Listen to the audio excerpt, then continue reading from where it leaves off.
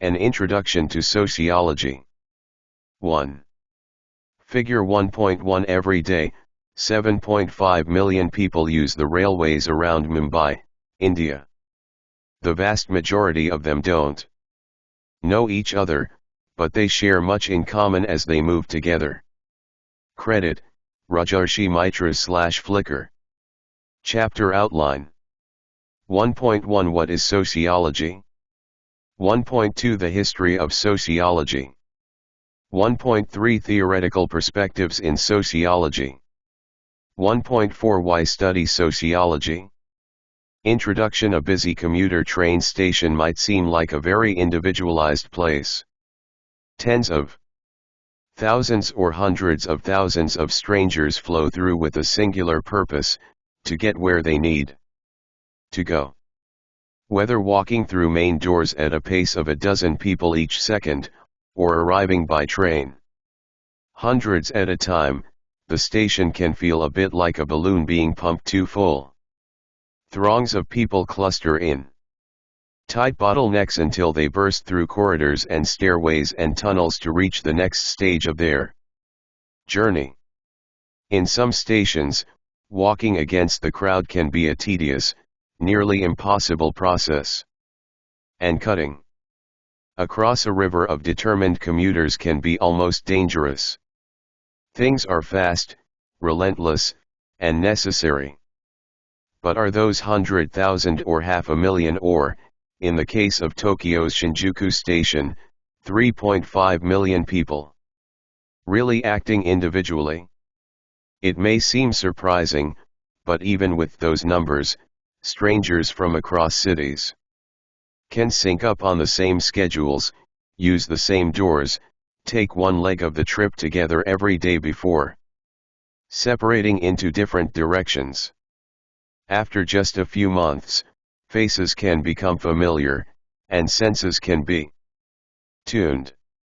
An experienced commuter can tell where another person is going according to their pace, and whatever announcement just went out, they may slow up a bit to let the other person pass, or hold a door open just a bit. 8. 1. An Introduction to Sociology. Longer than usual, certain that someone will grab the handle behind them. Many regulars don't need to check the schedule board, they sense whether a train is running late or whether a track has changed simply by the movement of the crowd. And then the customs develop, which side to walk on, how fast to go, where to stand, how much space to leave between people on the escalator. When you board early, which seat should you take? When you see someone running for the train, do you jam the closing door with your foot? How does the crowd treat people who ask for food or money? What's the risk level in telling someone to be quiet? Very few of these behaviors are taught. None are written down. But the transit hub, that pocket of constant flow, is an echo of its society. It takes on some aspects of the city and country around it, but its people also form an informal group of their own. Sociologists, as you will learn, may study these people. Sociologists may seek to understand how they feel about their trip, be it proud or annoyed or just plain exhausted. Sociologists might study how length of commute relates to job satisfaction or family relationships. They may study the ways that conditions of a train station affect attitudes about government, or how the difficulty of commuting may lead people to relocate. This understanding isn't just a collection of interesting facts, it can influence government policy and spending decisions, employer interventions, and healthcare practices. The work sociologists do to understand our society, and the work you will do in learning about it, is meaningful to our lives and our futures. 1.1 What is sociology? Learning objectives.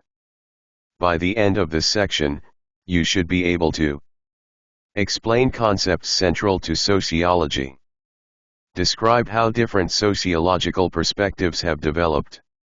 What are society and culture? Figure 1.2 Sociologists learn about society while studying one-to-one and group interactions. Credit, Glacier NPS/. Flickr. Sociology is the scientific and systematic study of groups and group interactions, societies, and social interactions, from small and personal groups to very large groups. A group of people who live in a defined geographic area, who interact with one another, and who share a common culture is what sociologists call a society. Sociologists study all aspects and levels of society. Sociologists working from the micro-level study small groups and individual interactions, while those using macro-level analysis look at trends among and between. Access for free at openstax.org. 1.1 What is sociology? Large groups and societies. For example, a micro-level study might look at the accepted rules of conversation in various groups such as among teenagers or business professionals. In contrast, a macro-level analysis might research the ways that language use has changed over time or in social media outlets. The term culture refers to the group's shared practices, values, and beliefs. Culture encompasses a group's way of life, from routine, everyday interactions to the most important parts of group members' lives. It includes everything produced by a society, including all the social rules. Sociologists often study culture using the sociological imagination, which pioneer sociologist C. Wright Mills described as an awareness of the relationship between a person's behavior and experience and the wider culture that shaped the person's choices and perceptions. It's a way of seeing our own and other people's behavior in relationship to history and social structure, 1959. One illustration of this is a person's decision to marry.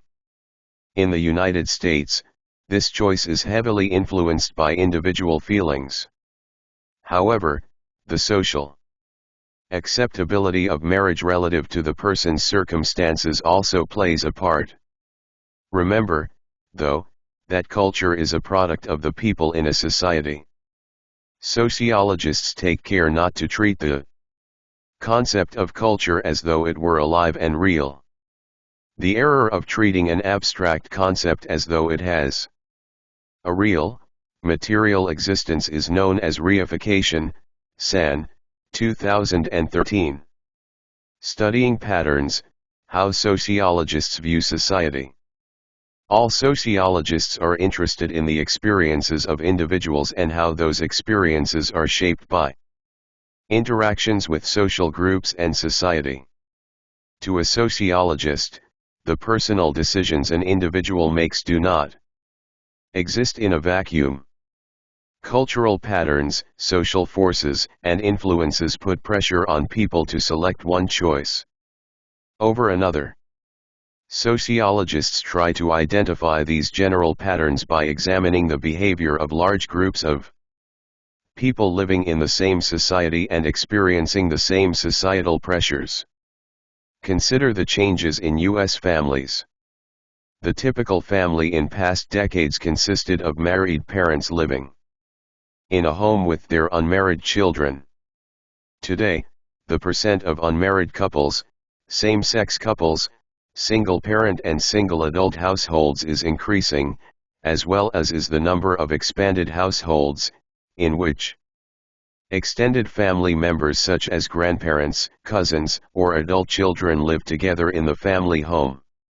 While 15 million mothers still make up the majority of single parents, 3.5 million fathers are also raising their children alone, U.S. Census Bureau, 2020. Increasingly, single people and cohabitating couples are choosing to raise children outside of marriage through surrogates or adoption. Figure 1.3 Modern U.S. families may be very different in makeup from what was historically typical. Credit A. Paul Brody/Flickr, B. Tony Alter/Wikimedia Commons. Some sociologists study social facts, the laws, morals, values, religious beliefs, customs, fashions, rituals, and cultural rules that govern social life that may contribute to these changes in the family. Do people in the 9. 10. 1. An introduction to sociology. United States view marriage and family differently over the years. Do they view them differently than Peruvians? Do employment and economic conditions play a role in families? Other sociologists are studying the consequences of these new patterns, such as the ways children influence and are influenced by them or the changing needs for education, housing, and health care.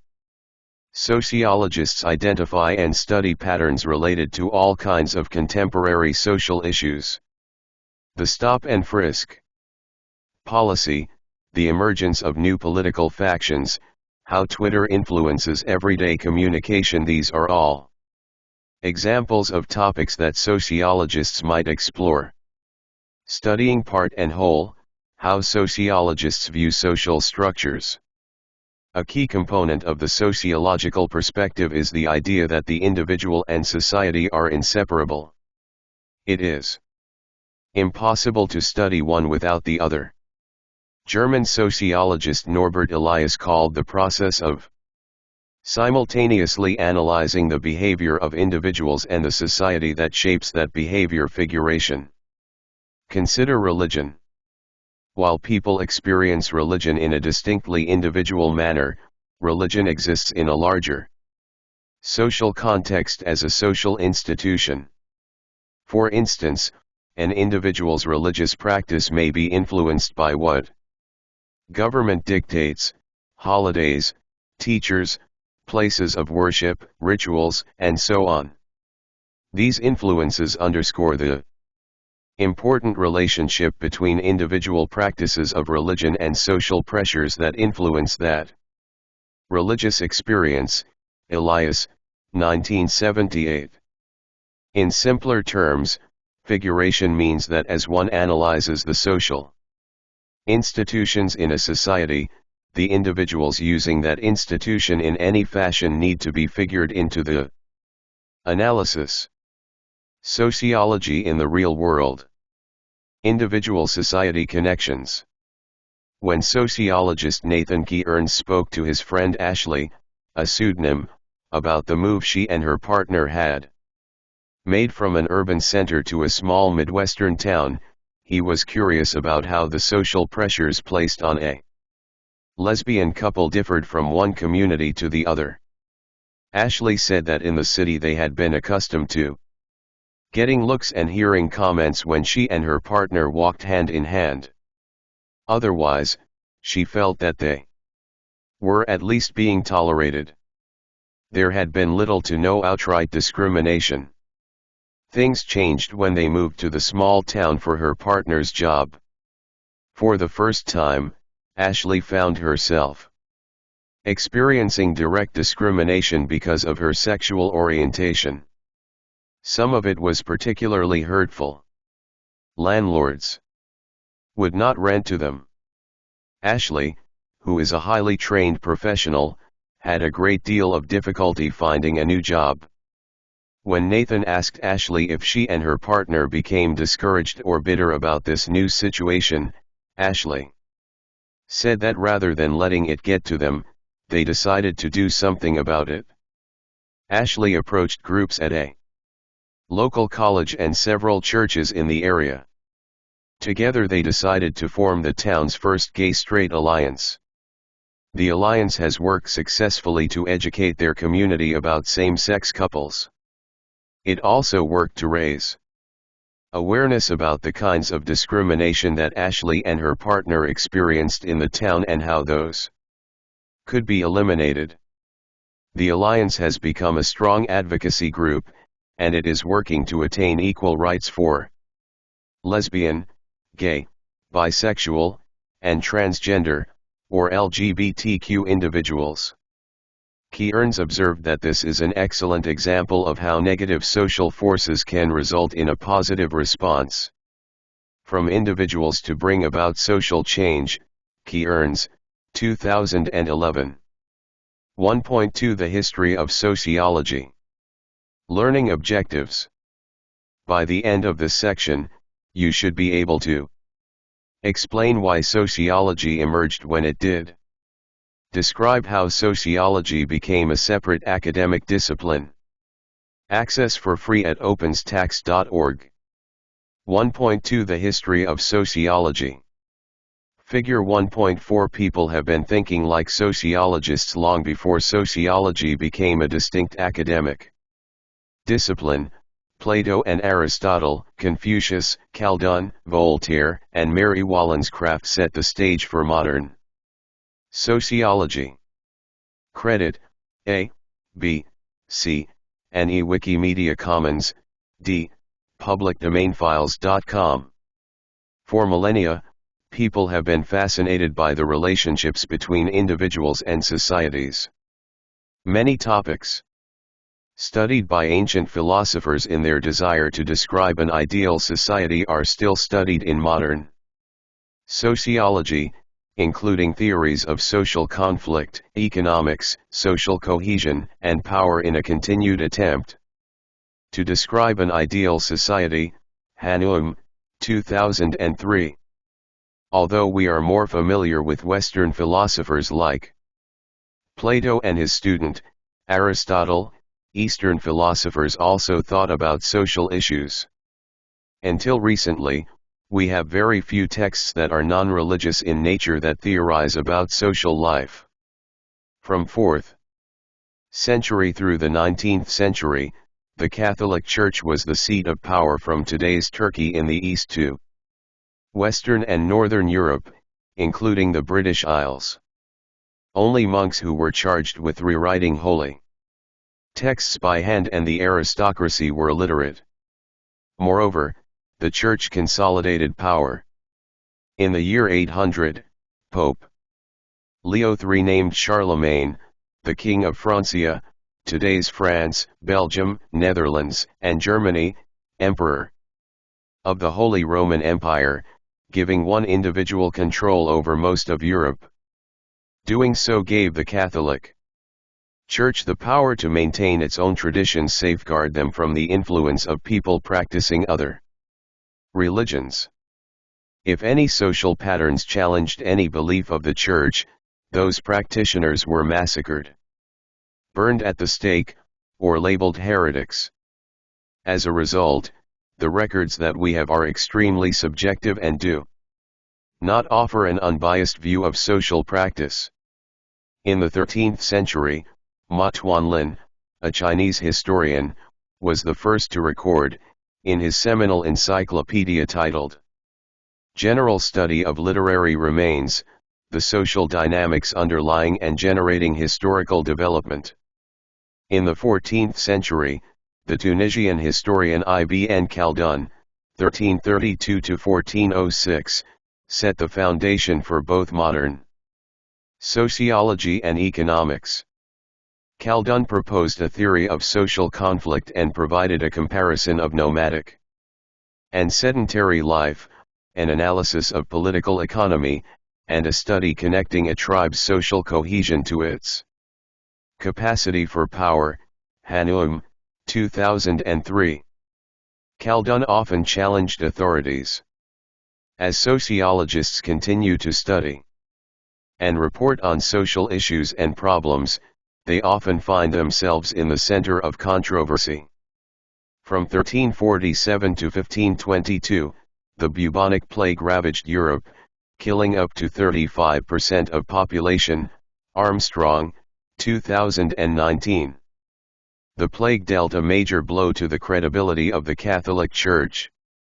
Out of this chaos emerged the work of Copernicus, Galileo, Leonardo, Newton, Linnaeus, and other philosophers whose work sometimes Contradicted church teachings. Events once held to be the product of the divine hand could be analyzed by human reason and observation and could be explained by scientific, testable, and retestable hypotheses. As literacy spread through conquests and colonization, more records and literature became available for sociologists and historians to put social puzzles together. In the 18th century, Enlightenment philosophers developed general principles that could be used to explain social life. Thinkers such as John Locke, François-Marie Arouet, Voltaire, Immanuel Kant, and Thomas Hobbes responded to what they saw as social ills by writing on topics that they hoped would lead to social reform. Mary Wollstonecraft, 1759 to 1797, wrote about women's conditions in society. Like Harriet Martineau and Jane Addams, her works were long ignored by the male academic structure, but since the 1970s, Wollstonecraft has been widely considered the first feminist thinker of consequence. Ideas about economic. 11. 12. 1. An introduction to sociology. Systems, the family, health, and hygiene, national offense and defense, were among the many concerns of social life. The early 19th century saw great changes with the Industrial Revolution, increased mobility, and new kinds of employment. It was also a period of increased trade, travel, and globalization that exposed many people for the first time to societies and cultures other than their own. Millions of people moved into cities and many people turned away from their traditional religious beliefs. Ideas spread rapidly, groups were created, political decisions became public decisions. Among a new generation of philosophers, there were some who believed they could make sense of it all.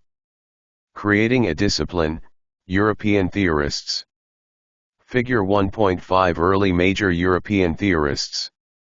Top row, left to right, Auguste Comte, Harriet Martineau, and Herbert Spencer.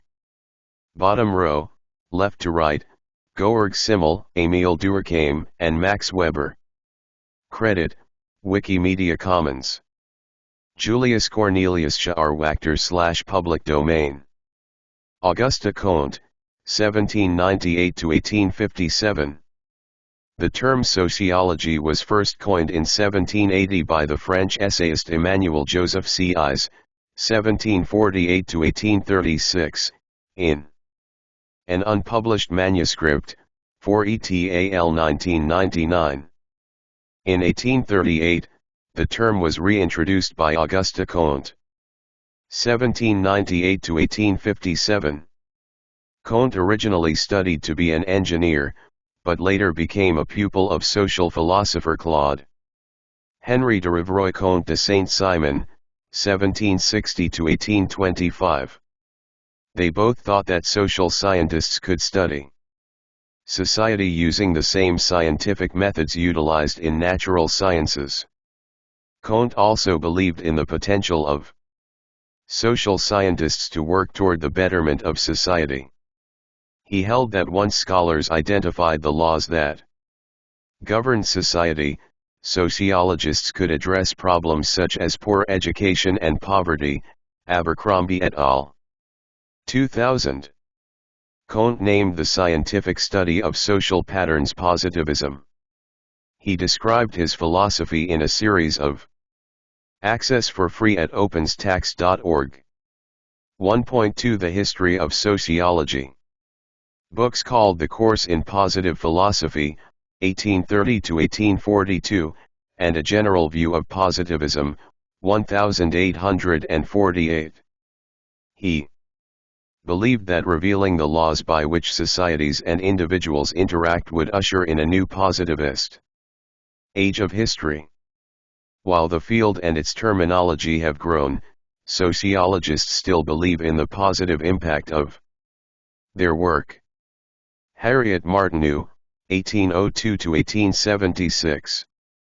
Harriet Martineau introduced sociology to English-speaking scholars through her translation of Comte's writing from French to English. She was an early analyst of social practices, including economics, social class, religion, suicide, government, and women's rights. Her career began with illustrations of political economy, a work educating ordinary people about the principles of economics, Johnson, 2003.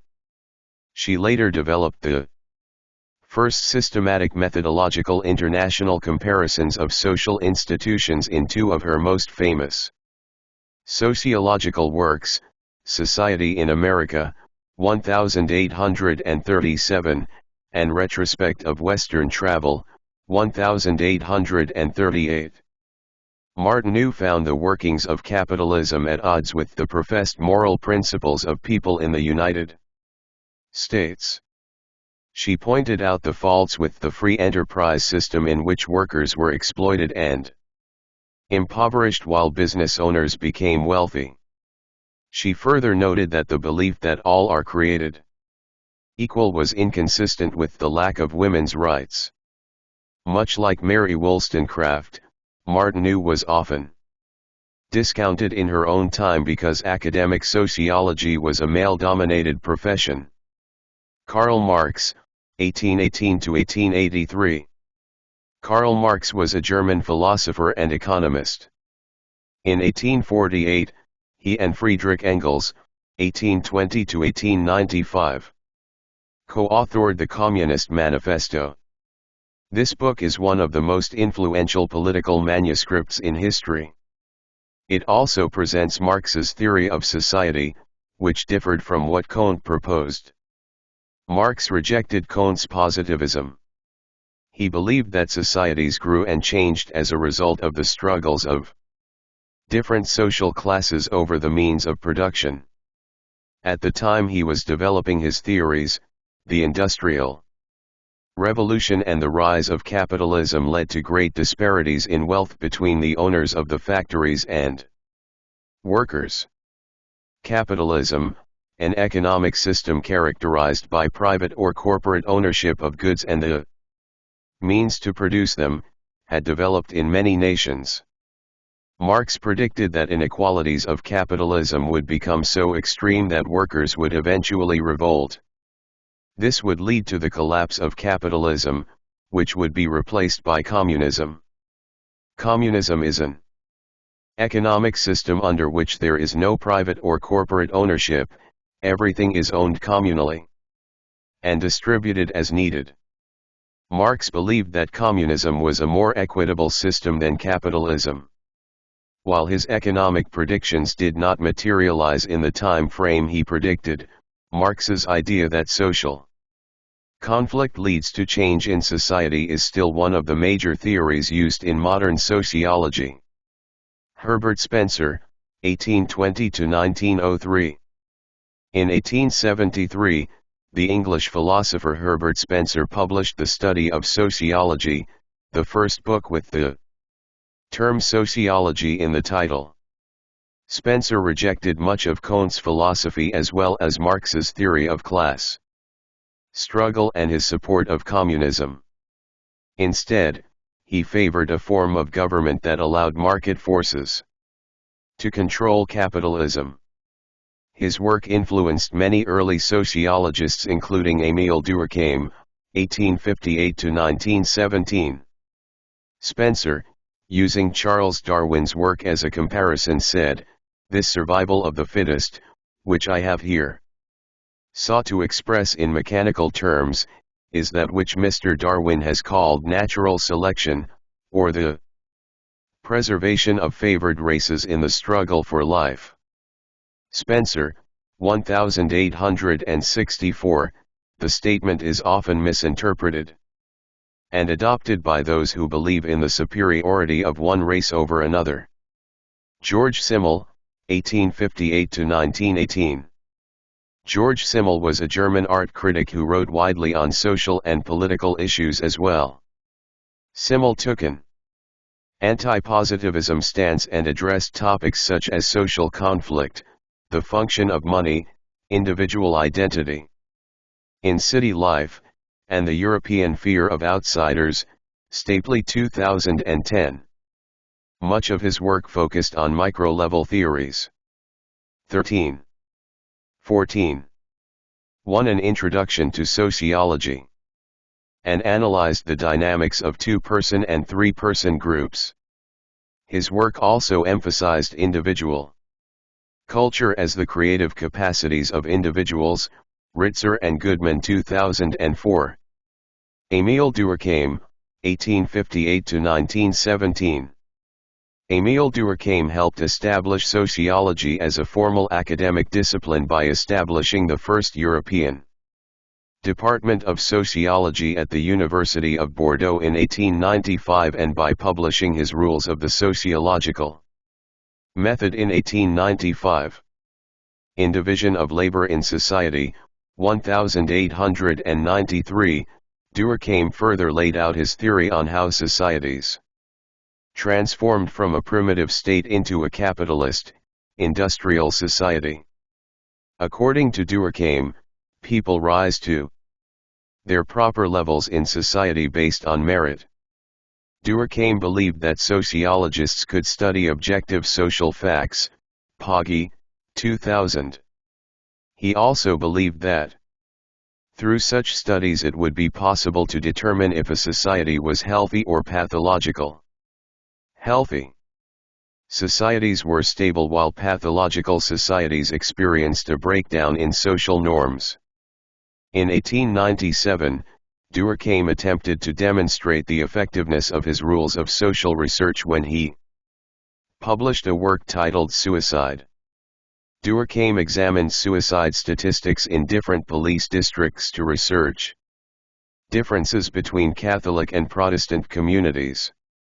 He attributed the differences to socio-religious forces rather than to individual or psychological causes.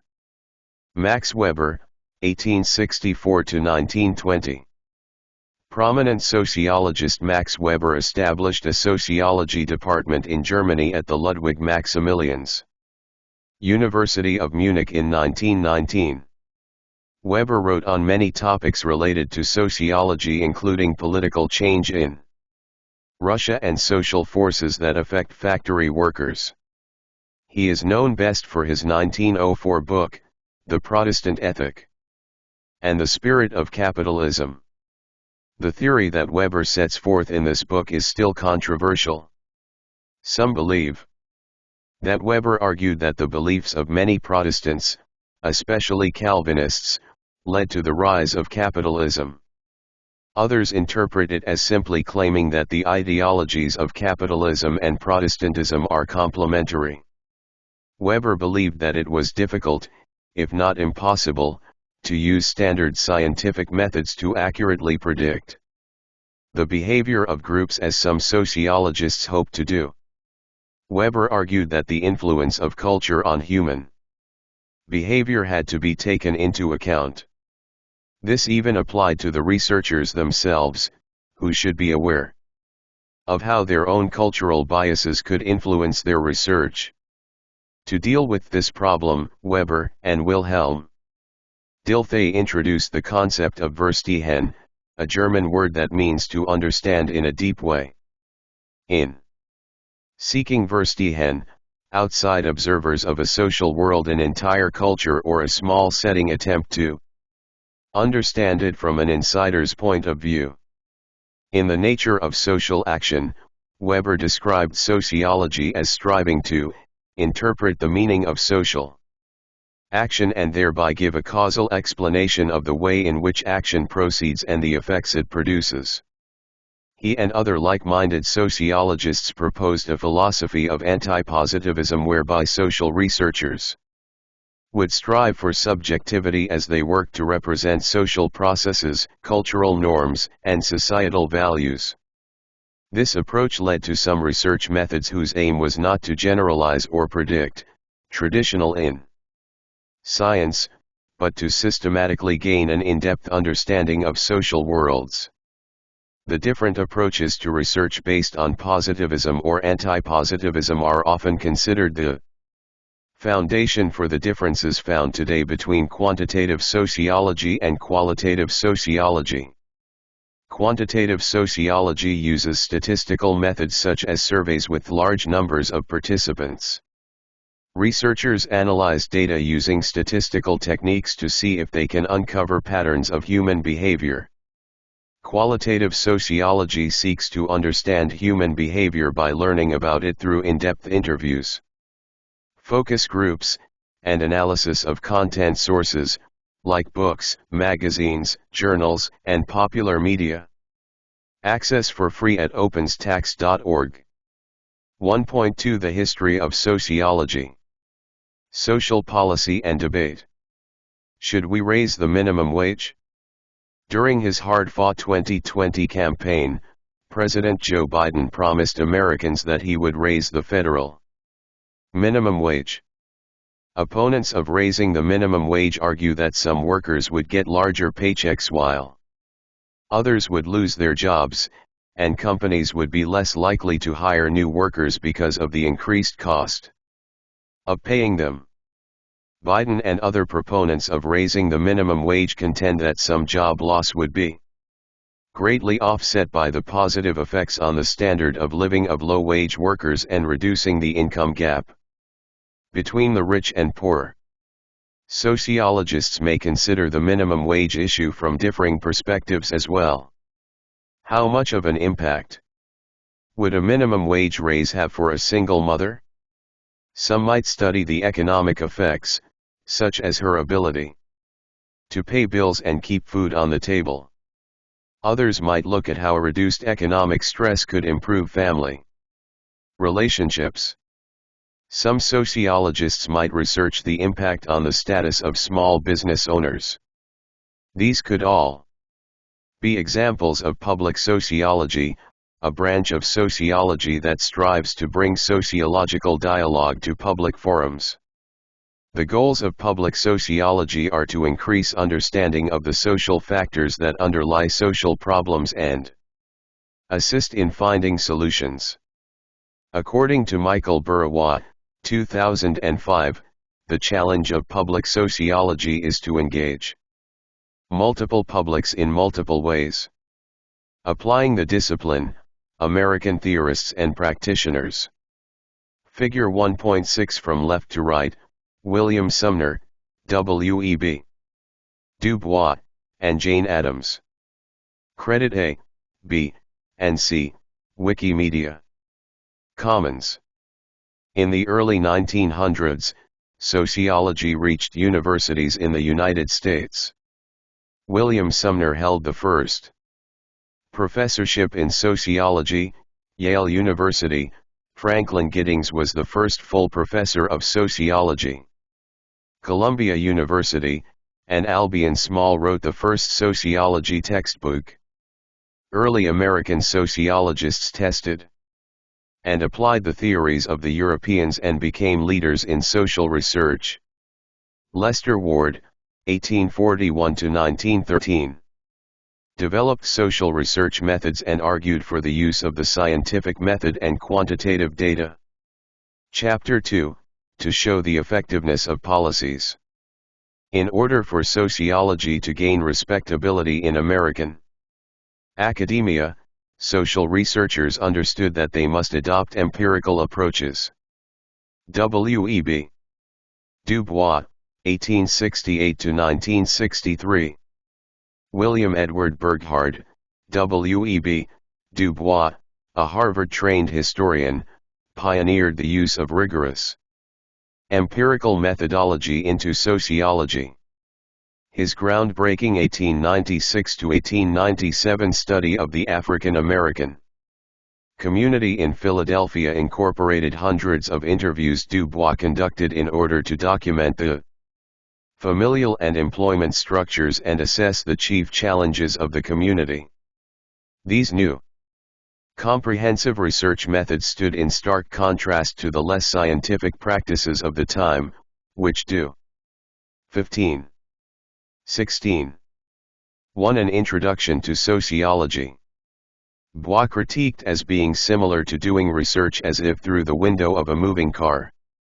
His scientific approach became highly influential to entire schools of sociological study, and is considered a forerunner to contemporary practices. Additionally, Du Bois' 1899 publication provided empirical evidence to challenge pseudoscientific ideas of biological racism.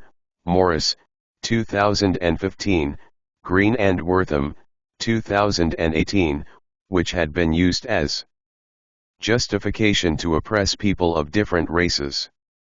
Du Bois also played a prominent role in the effort to increase rights for black people. Concerned at the slow pace of progress and advice from some black leaders to be more accommodating of racism, Du Bois became a leader in what would later be known as the Niagara Movement. In 1905, he and others drafted a declaration that called for immediate political, economic, and social equality for African Americans. A few years later, he helped found the National Association for the Advancement of Colored People, NAACP, and served as its Director of Publications. Thorstein Veblen, 1857–1929.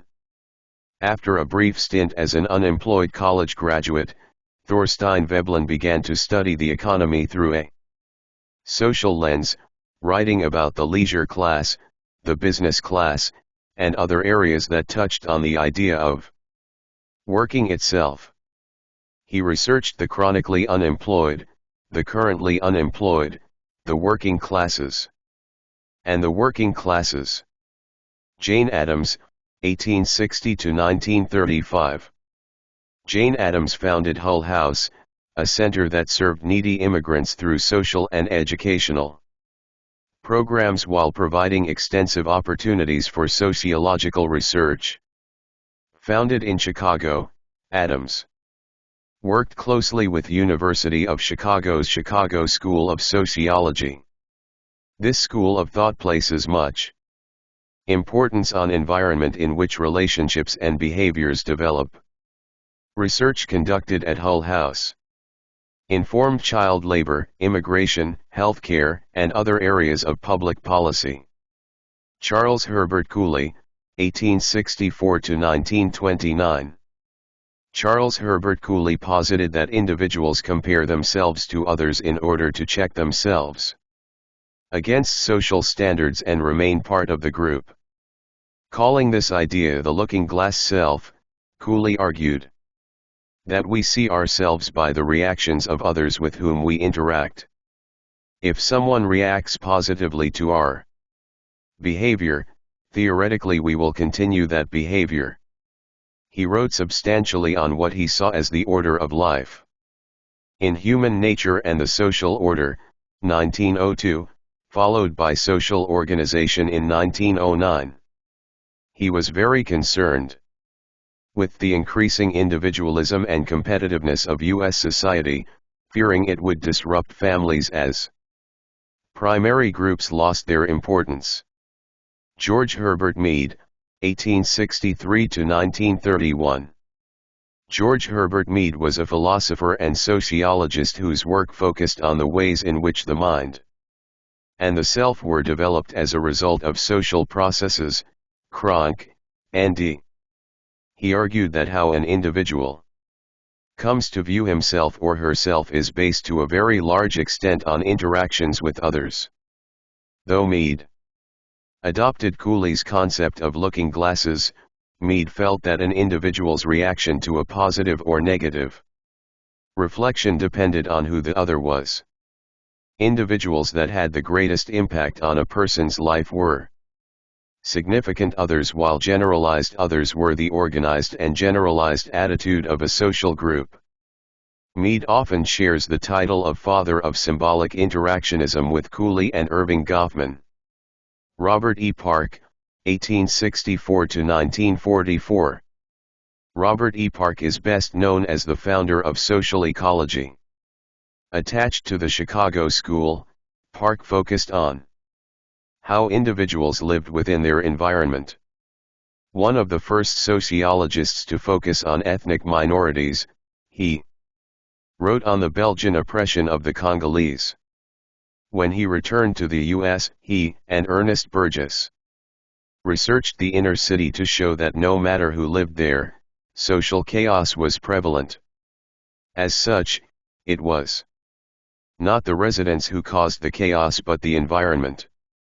Access for free at openstax.org. 1.3 Theoretical Perspectives in Sociology. 1.3 Theoretical Perspectives in Sociology. Learning Objectives. By the end of this section you should be able to describe the ways that sociological theories are used to explain social institutions. Differentiate between functionalism, conflict theory, and symbolic interactionism. Figure 1.7 Sociologists develop theories to explain social occurrences such as protest rallies. Credit, David Shankbone/Flickr. Sociologists study social events, interactions, and patterns, and they develop theories to explain why things work as they do. In sociology, a theory is a way to explain different aspects of social interactions and to create a testable proposition, called a hypothesis, about society. Allen 2006.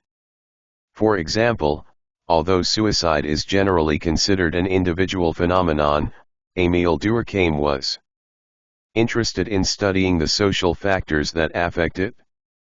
He studied social solidarity, social ties within a group, and hypothesized that differences in suicide rates might be explained by religious differences.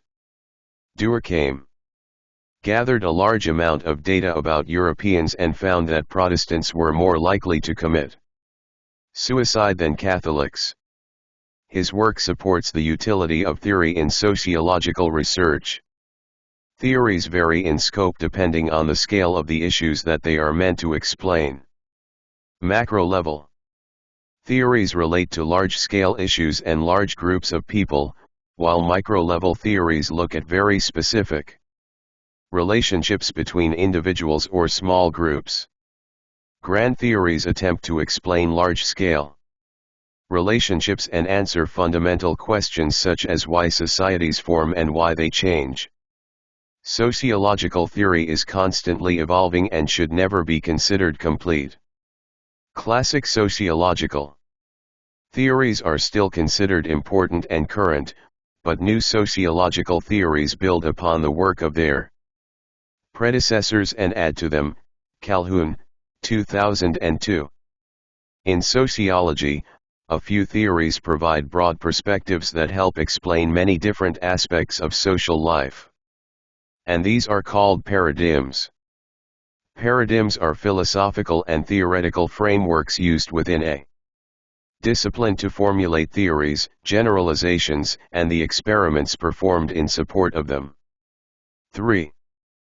Paradigms have come to dominate sociological thinking because they provide useful explanations: structural functionalism, conflict theory, and symbolic interactionism.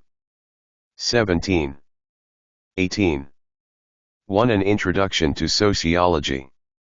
Sociological theories / paradigms. Structural functionalism, conflict theory, symbolic interactionism. Level of analysis, focus, analogies. Macro or mid. The way each part of society functions together to contribute to the functioning of the whole. How each organ works to keep your body healthy or not. How does education work to transmit culture? Macro. The way inequities and inequalities contribute to social, political, and power differences, and how they perpetuate power. The ones with the most Toys wins and they will change the rules to the games to keep winning. Does education transmit only the dominant certain cultures? What's it mean to be in X? How do students react to cultural messages in school? Micro. The way one-on-one interactions and communications behave. Questions that might be asked. Table 1.1 Sociological theories or perspectives. Different sociological perspectives enable sociologists to view social issues through a variety of useful lenses. Functionalism. Functionalism, also called structural functional theory, sees society as a structure with interrelated parts, designed to meet the biological and social needs of the individuals in that society.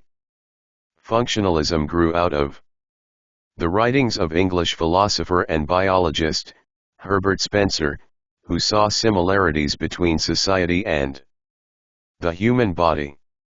He argued that just as the various organs of the body work together to keep the body functioning, the various parts of society work together to keep society functioning. Spencer, 1898. The parts of society that Spencer referred to were the social institutions, or patterns of beliefs and behaviors focused on meeting social needs, such as government, education, family, healthcare, religion, and the economy. Émile Durkheim applied Spencer's theory to explain how societies change and survive over time. Durkheim believed that society is a complex system of interrelated and interdependent parts that work together to maintain stability. Durkheim, 1893, and that society is held together by shared values, languages, and symbols. He believed that to study society, a sociologist must look beyond individuals to social facts such as laws, morals, values, religious beliefs, customs, fashion, and rituals, which all serve to govern social life. Durkheim, 1895. Alfred Radcliffe Brown, 1881–1955, defined the function of any recurrent activity as the part it played in social life as a whole, and therefore the contribution it makes to social stability and continuity. Radcliffe Brown, 1952. In a healthy society, all parts work together to maintain stability, a state called dynamic equilibrium by later sociologists such as Parsons, 1961. Durkheim believed that individuals may make up society, but in order to study society, sociologists have to look beyond individuals to social facts. Each of these social facts serves one or more functions within a society. For example, one function of a society's laws may be to protect society from violence, while another is to punish criminal behavior, while another is to preserve public health. Another noted structural functionalist, Robert Merton, 1910–2003, pointed out that social processes often have many functions. Manifest functions are the consequences of a social process that are sought or accessed for free at openstax.org. 1.3 Theoretical perspectives in sociology. Anticipated, while latent functions are the unsought consequences of a social process. A manifest function of a college education, for example, includes gaining knowledge, preparing for a career, and finding a good job that utilizes that education. Latent functions of your college years include meeting new people, participating in extracurricular activities, or even finding a spouse or partner. Another latent function of education is creating a hierarchy of employment based on the level of education attained. Latent functions can be beneficial, neutral, or harmful. Social processes that have undesirable consequences for the operation of society are called dysfunctions. In education, examples of dysfunction include getting bad grades, truancy, dropping out, not graduating, and not finding suitable employment. Criticism. One criticism of the structural functional theory is that it can't adequately explain social change even though the functions are processes. Also problematic is the somewhat circular nature of this theory, repetitive. Behavior patterns are assumed to have a function, yet we profess to know that they have a function only because they are repeated. Furthermore, dysfunctions may continue, even though they don't serve a function, which seemingly contradicts the basic premise of the theory. Many sociologists now believe that functionalism is no longer useful as a macro-level theory, but that it does serve a useful purpose in some mid-level analyses. Big picture. A global culture? Figure 1.8. Some sociologists see the online world contributing to the creation of an emerging global culture. Are you a part of any global communities? This Indiana rabbi is participating in what was recognized as the longest Zoom meeting, which started in Australia after the Sabbath and proceeded through each of the world's time zones, effectively lasting much longer than a day. Credit, Chabad Lubavitch/Flickr. Sociologists around the world look closely for signs of what would be an unprecedented event, the emergence of a global culture.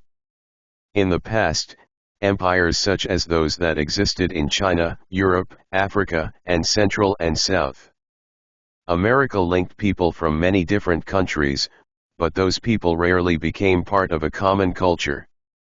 They lived too far from each other, spoke different languages, practiced different religions, and traded few goods.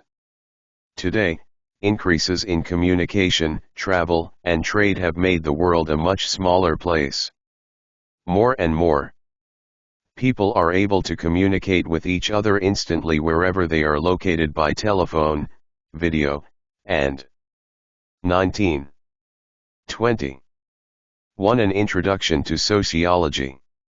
Text. They share movies, television shows, music, games, and information over the internet. Students can study with teachers and pupils from the other side of the globe.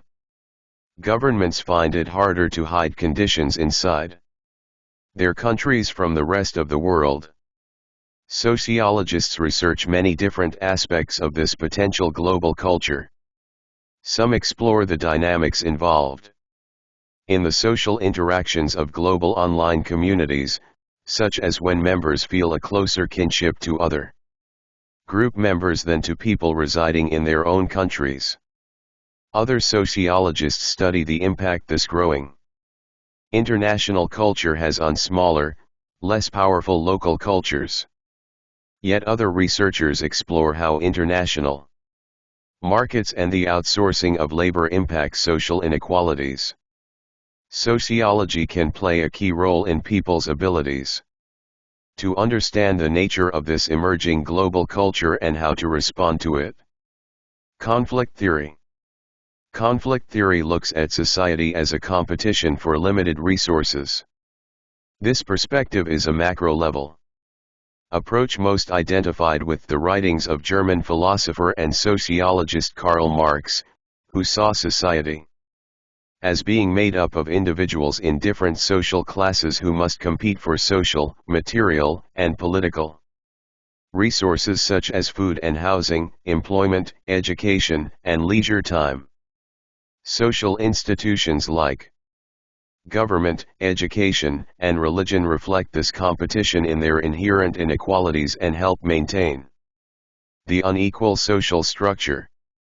Some individuals and organizations are able to obtain and keep more resources than others, and these winners use their power and influence to maintain social institutions. The perpetuation of power results in the perpetuation of oppression. Several theorists suggested variations on this basic theme, like Polish-Austrian sociologist Ludwig Gumplau's (1838 to 1909), who expanded on Marx's ideas by arguing that war and conquest are the basis of civilizations. He believed that cultural and ethnic conflicts led to states being identified and defined by a dominant group that had power over other groups. Irving, 2007. German sociologist Max Weber agreed with Marx but also believed that, in addition to economic inequalities of political power and social structure cause conflict.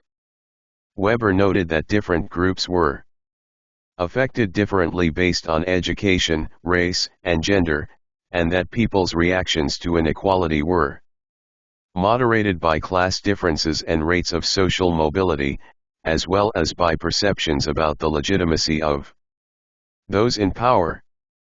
A reader of Marx, George Simmel, believed that conflict can help integrate and stabilize a society. He said that the intensity of the conflict varies depending on the emotional involvement of the parties, the degree of solidarity within the opposing groups, and the clarity and limited nature of the goals. Simmel also showed that groups work to create internal solidarity, centralize power, and reduce dissent. The stronger the bond, the weaker the discord. Resolving conflicts can reduce tension and hostility and can pave the way for future agreements.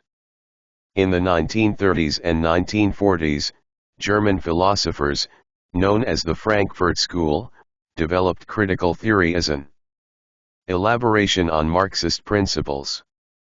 Critical theory is an expansion of conflict theory and is broader than just sociology, incorporating other social sciences and philosophy. A critical theory is a holistic theory and attempts to address structural issues causing inequality. It must explain what's wrong in current social reality, identify the people who can make changes, and provide practical goals for social transformation. Horkheimer, 1982. More recently, inequality based on gender or race has been explained in a similar manner and has identified institutionalized power structures that help to maintain inequality between groups. Janet Saltzman Chaffetz, 1941 to 2006, presented a model of feminist theory that attempts to explain the forces that maintain gender inequality as well as a theory of how such a system can be changed. Turner, 2003. Similarly, critical race theory grew out of a critical analysis of race and racism from a legal point of view. Critical race theory looks at structural inequality based on white privilege and associated wealth, power, and prestige. Access for free at openstax.org. 1.3 Theoretical Perspectives in Sociology. Sociology in the Real World. Farming and Locavores, How Sociological Perspectives Might View Food Consumption. The consumption of food is a commonplace, daily occurrence. Yet, it can also be associated with important moments in our lives. Eating can be an individual or a group action, and eating habits and customs are influenced by our cultures. In the context of society, our nation's food system is at the core of numerous social movements, political issues, and economic debates. Any of these factors might become a topic of sociological study. A structural functional approach to the topic of food consumption might analyze the role of the agriculture industry within the nation's economy and how this has changed from the early days of manual labor farming to modern mechanized production. Another might study the different functions of processes in food production, from farming and harvesting to flashy packaging and mass consumerism. A conflict theorist might be interested in the power differentials present in the regulation of food, by exploring where people's right to information intersects with corporations' drive for profit and how the government mediates those interests. Or a conflict theorist might examine the power and powerlessness experienced by local farmers versus large farming conglomerates, such as the documentary Food Incorporated, which depicts as resulting from Monsanto's patenting of seed technology. Another topic of study might be how nutrition varies between different social classes.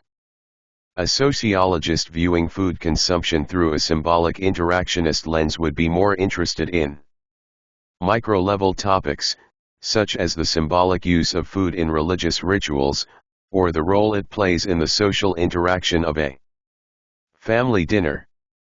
This perspective might also explore the interactions among group members who identify themselves based on their sharing a particular diet, such as vegetarians, people who don't eat meat, or locavores, people who strive to eat locally produced food.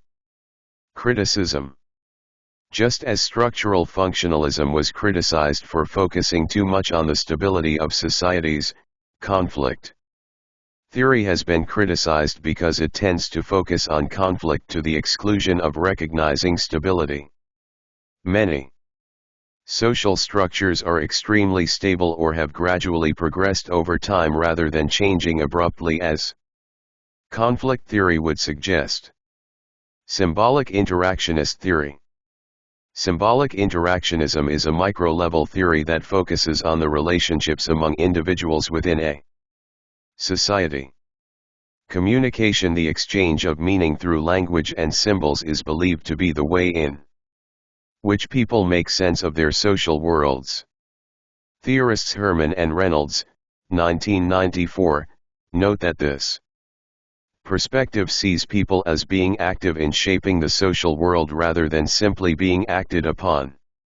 George Herbert Mead is considered a founder of symbolic interactionism, though he never published his work on it. LaRosa and Reitzes, 1993. Mead's student, Herbert Bloomer, 1900 to 1987, coined the term symbolic interactionism and outlined these basic premises: humans interact with things based on meanings ascribed to those things. The ascribed meaning of things comes from our interactions with others and society. The meanings of things are interpreted by a person when dealing with things in specific circumstances. Bloomer, 1969. If you love books, for example, a symbolic interactionist might propose that you learn that books are good or important in the interactions you had with family, friends, school, or church. Maybe your family had a special reading time each week, getting your library card was treated as a special event, or bedtime stories were associated with warmth and comfort. Social scientists who apply symbolic interactionist thinking look for patterns of interaction between individuals. Their studies often involve observation of one-on-one interactions. For example, while a conflict theorist studying a political protest might focus on class difference, a symbolic interactionist would be more interested in how individuals in the protesting group interact, as well as the signs and symbols protesters use. 21. 22.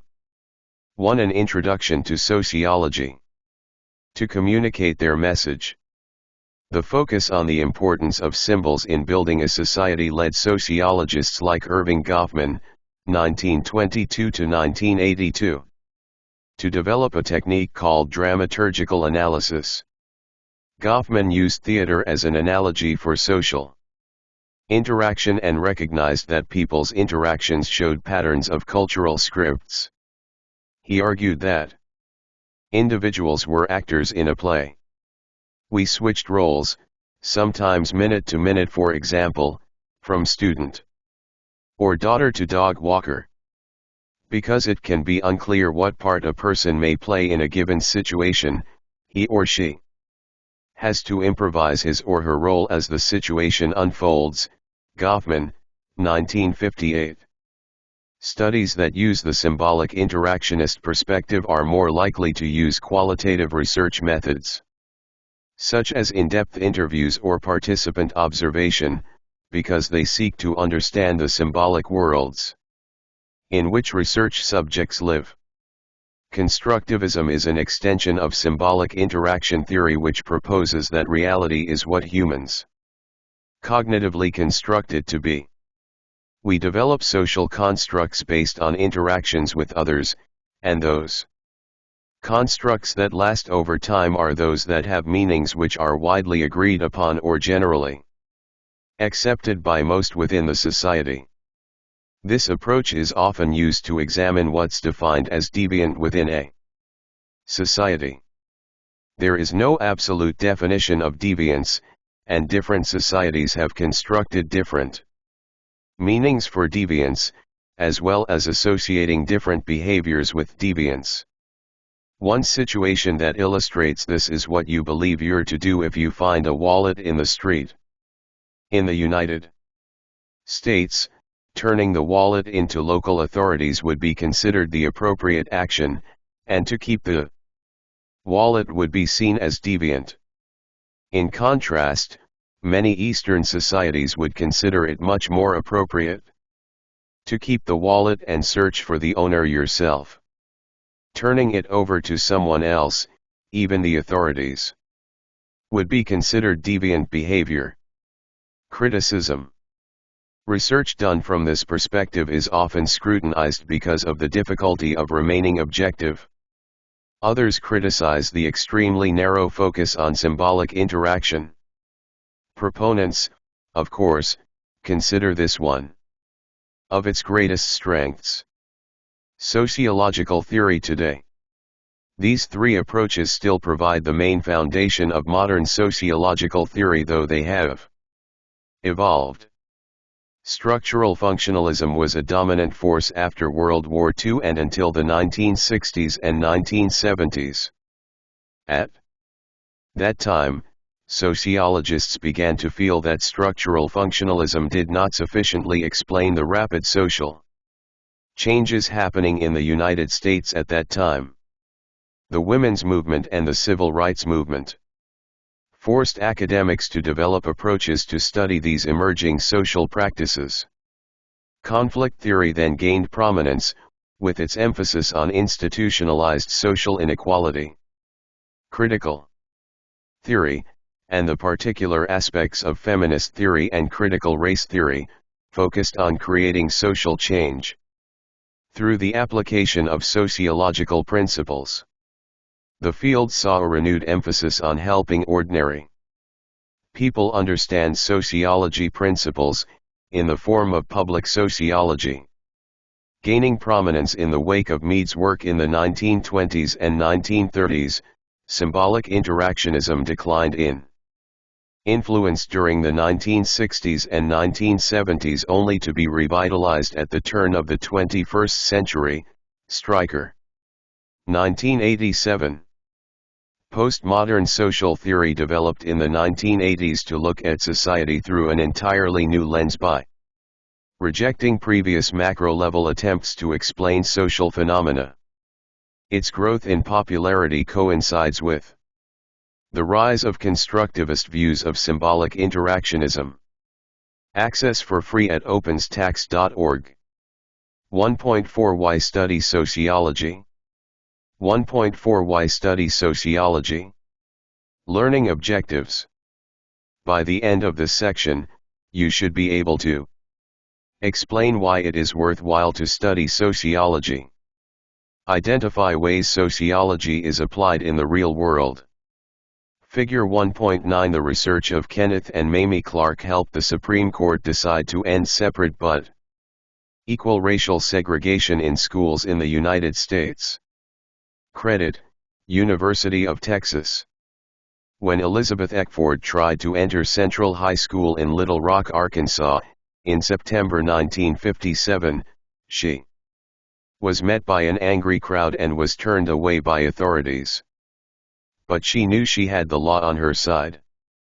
3 years earlier in the landmark Brown versus the Board of Education decision, the U.S. Supreme Court had overturned 21 state laws that allowed black and white people to be taught in separate school systems, as long as the school systems were equal. The decision was nothing short of momentous, not only for education, but for a number of other segregation and discrimination issues that have lasted into this decade. And in that momentous decision, the Supreme Court cited the research of the husband and wife team of social scientists, Kenneth and Mamie Clark, as evidence that segregation generates in minority students a feeling of inferiority. In the doll test, for example, the Clarks showed children 4 dolls, 2 with white skin and yellow hair and 2 with brown skin and black hair. When asked which doll they preferred, the majority of black children chose the doll with the light-skinned doll, and they assigned positive characteristics to it. Most of the black children discarded the doll with the brown skin, the one that had a closer resemblance to themselves. When asked to choose the doll that looked like them, many children left the room, started to cry, and or became depressed. The Clarks' research contributed to the Supreme Court's conclusion that separate but equal was damaging to students, and that separate facilities are unequal. Sociology and a Better Society. Since it was first founded, many people interested in sociology have been driven by the scholarly desire to contribute knowledge to this field, while others have seen it as a way not only to study society but also to improve it. Besides desegregation, sociology has played a crucial role in many important social reforms, such as equal opportunity for women in the workplace, improved treatment for individuals with mental handicaps or learning disabilities, increased accessibility and accommodation for people with physical handicaps, the right of native populations to preserve their land and culture, and prison system reforms. The predominant American sociologist, the late Peter L. Berger, 1929–2017, in his 1963 book, Invitation to Sociology, A Humanistic Perspective, describes a sociologist as someone concerned with understanding society in a disciplined way. He asserts that sociologists have a natural interest in the monumental moments of people's lives, as well as a fascination with banal, everyday occurrences. Berger also describes the aha 23. 24. 1. An introduction to sociology. Moment when a sociological theory becomes applicable and understood. Here is a deceptive simplicity and obviousness about some sociological investigations. 1 reads them, nods at the familiar scene, remarks that one has heard all this before, and don't people have better things to do than to waste their time on truisms until one is suddenly brought up against an insight that radically questions everything one had previously assumed about this familiar scene. This is the point at which one begins to sense the excitement of sociology. Berger, 1963. Sociology can be exciting because it teaches people ways to recognize how they fit into the world and how others perceive them. Looking at themselves and society from a sociological perspective helps people see where they connect to different groups based on the many different ways they classify themselves and how society classifies them in turn. It raises awareness of how those classifications, such as economic and status levels, education, ethnicity, or sexual orientation, affect perceptions. Sociology teaches people not to accept easy explanations. It teaches them a way to organize their thinking so that they can ask better questions and formulate better answers. It makes people more aware that there are many different kinds of people in the world who do not necessarily think the way they do. It increases their willingness and ability to try to see the world from other people's perspectives. This prepares them to live and work in an increasingly diverse and integrated world. Sociology in the workplace. Employers continue to seek people with what are called transferable skills. This means that they want to hire people whose knowledge and education can be applied in a variety of settings and whose skills will contribute to various tasks. Studying sociology can provide people with this wide knowledge and a skill set that can contribute to many workplaces, including an understanding of social systems and large bureaucracies, the ability to devise and carry out research projects to assess whether a program or policy is working, the ability to collect, read, and analyze statistical information from polls or surveys, the ability to recognize important differences in people's social, cultural, and economic backgrounds, skills in preparing reports and communicating complex ideas, and the capacity for critical thinking about social issues and problems that confront modern society. Department of Sociology, University of Alabama Huntsville. Sociology prepares people for a wide variety of careers. Besides actually conducting social research or training, others in the field, people who graduate from college with a degree in sociology, are hired by government agencies and corporations in fields such as social services, counseling, example family planning, career, substance abuse, community planning, health services, marketing, market research, and human resources. Even a small amount of training in sociology can be an asset in careers like sales, public relations, journalism, teaching, law, and criminal justice. Sociology in the real world. Social networking consequences. You've probably heard a cautionary story that goes something like this: a high school student spent years working hard, engaging in their community, helping others, and generally growing into a positive and promising young adult. During senior year, they start the college application process, and after a couple of interviews and other interactions, things are looking bright at several of their top choices. But when the time arrives for those fateful notifications about acceptance or rejection, the student and their family are shocked to get rejected from all schools but one. Inquiries from family members and guidance counselors had no results. The only news came in the form of a letter. Access for free at openstax.org. 1.4 Why study sociology? 3 weeks later, from the one school that had accepted the student. After an initial investigation, the university has determined that several posts attributed to you violate our policies, and are offensive and troubling. The letter's remaining 2 pages detailed the ongoing investigation and outlined the potential outcomes.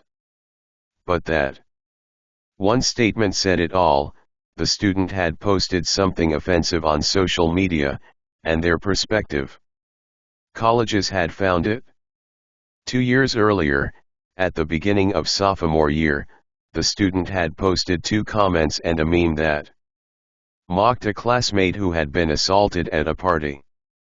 Even thought the student had removed them within a few days. The posts lived on in other forums and on a few friends' pages. There was also the possibility that someone had screen grabbed them.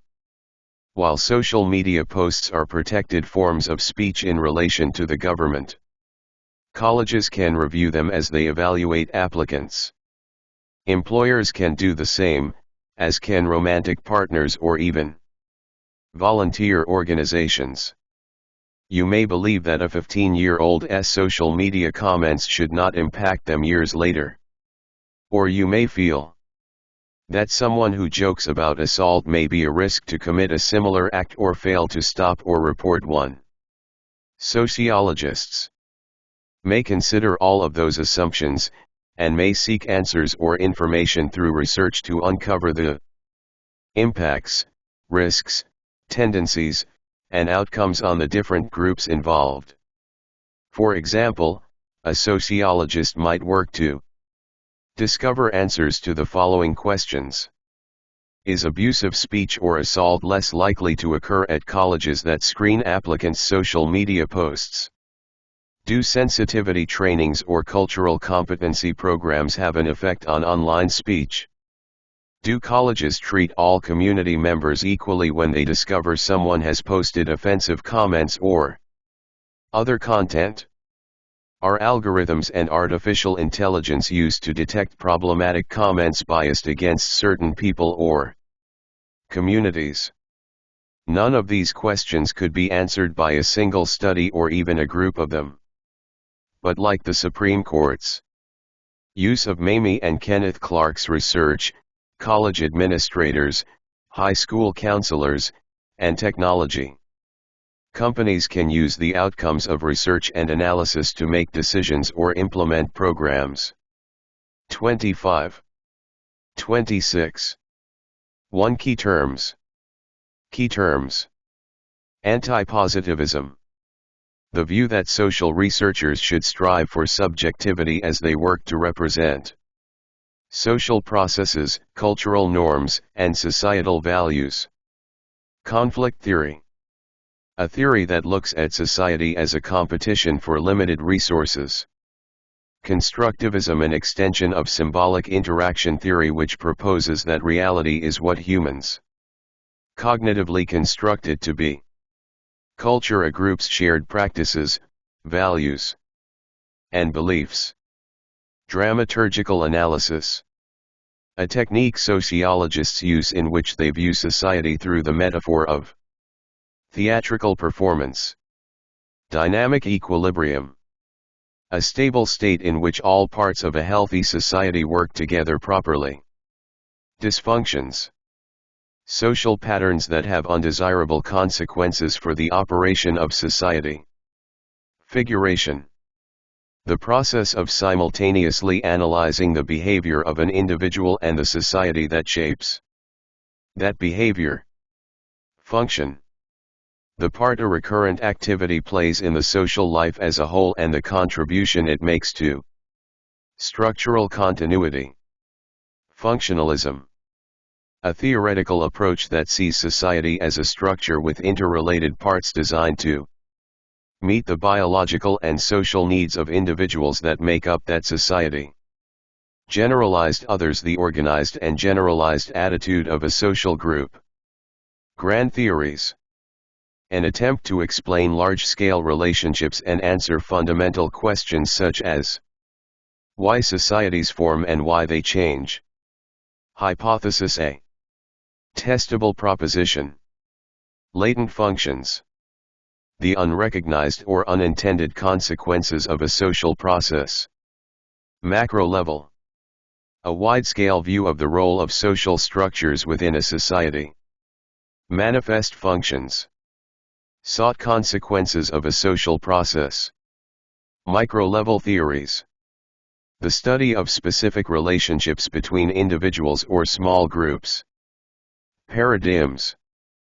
Philosophical and theoretical frameworks used within a discipline to formulate theories, generalizations, and the experiments performed in support of them. Positivism, the scientific study of social patterns. Qualitative sociology, in-depth interviews, focus groups, and / analysis of content sources as the source of its data. Quantitative sociology, statistical methods such as surveys with large numbers of participants. Reification, an error of treating an abstract concept as though it has a real, material existence. Significant others, specific individuals that impact a person's life. Social facts. The laws, morals, values, religious beliefs, customs, fashions, rituals, and all of the cultural rules that govern social life. Social institutions, patterns of beliefs and behaviors focused on meeting social needs. Social solidarity. The social ties that bind a group of people together, such as kinship, shared location, and religion. Society, a group of people who live in a defined geographical area, who interact with one another and who share a common culture. Sociological imagination. The ability to understand how your own past relates to that of other people, as well as to history in general and societal structures in particular. Sociology. The systematic study of society and social interaction. Symbolic interactionism. A theoretical perspective through which scholars examine the relationship of individuals within their society by studying their communication, language and symbols. Theory.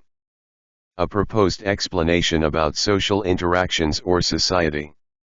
Verstehen. A German word that means to understand in a deep way. Access for free at openstax.org.